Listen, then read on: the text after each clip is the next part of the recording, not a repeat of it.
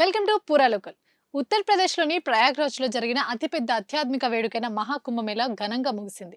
కానీ కుంభమేళ నిర్వహణపై ప్రతిపక్షాలు చేస్తున్న విమర్శలకు ఆ రాష్ట్ర ముఖ్యమంత్రి యోగి ఆదిత్యనాథ్ గట్టిగా సమాధానం చెప్పారు. కుంభమేళ వల్ల ఎంతో మంది ఆర్థికంగా లాభపడ్డారని, ఓ కుటుంబం 130 పడవలు నడిపిస్తూ ఏకంగా 30 కోట్లు ఆర్జించిందని తెలిపారు.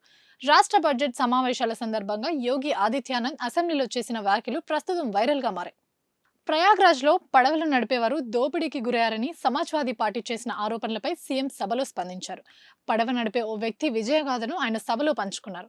నదిలో పడవ నడిపే ఓ వ్యక్తి కుటుంబానికి 130 పడవలున్నాయి. కుంభమేళా సమయంలో ఒక్కో పడవతో రోజుకు 50,000 నుండి 52,000 వరకు సంపాదించారు. అంటే 45 రోజులకు ఒక్కో పడవతో దాదాపు 23 లక్షల చొప్పున ఆదాయం సమకూరింది.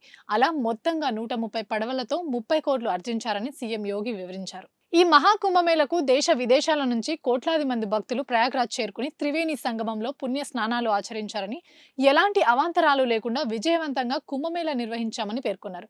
45 రోజుల్లో ఒక్క నేరం కూడా చోటు చేసుకోలేదని వ్యాఖ్యానించారు. కుంభమేళ నిర్వహణ కోసం 7,500 కోట్ల పెట్టుబడులు పెట్టగా దాదాపు 3 లక్షల కోట్ల వ్యాపారం జరిగిందని వెల్లడించారు.